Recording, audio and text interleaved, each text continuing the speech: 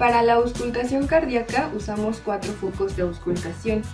El foco tricuspideo y el foco mitral nos ayuda, bueno, en ellos es más prominente el S1 y el foco pulmonar y aórtico nos permiten detectar con mayor presencia el S2.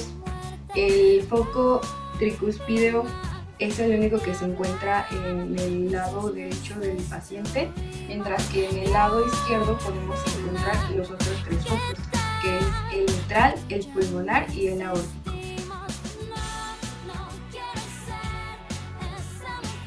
Vamos a recordar que la curvatura del estetoscopio debe ir hacia atrás para permitirnos usarlo de una forma adecuada. Estocolmo me está dando su lado izquierdo y de este lado, mediante una palpación, vamos a encontrar su tercer espacio intercostal. 1, 2, no te muevas. 3. En este espacio intercostal del lado izquierdo,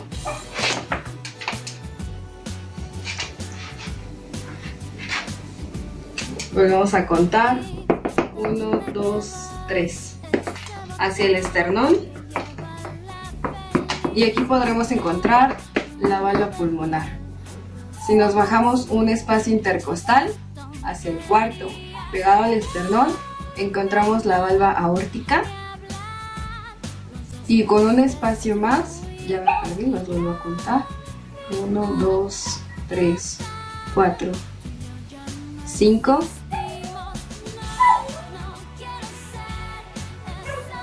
Está la válvula mitral.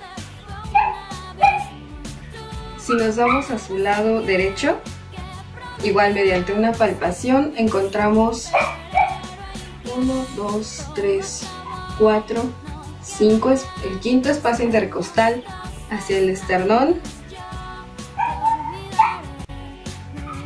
Y ahí estaría el foco tricúspide para la válvula tricúspide.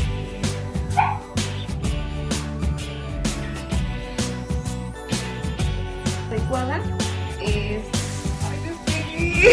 Bueno, si giramos a Estocolmo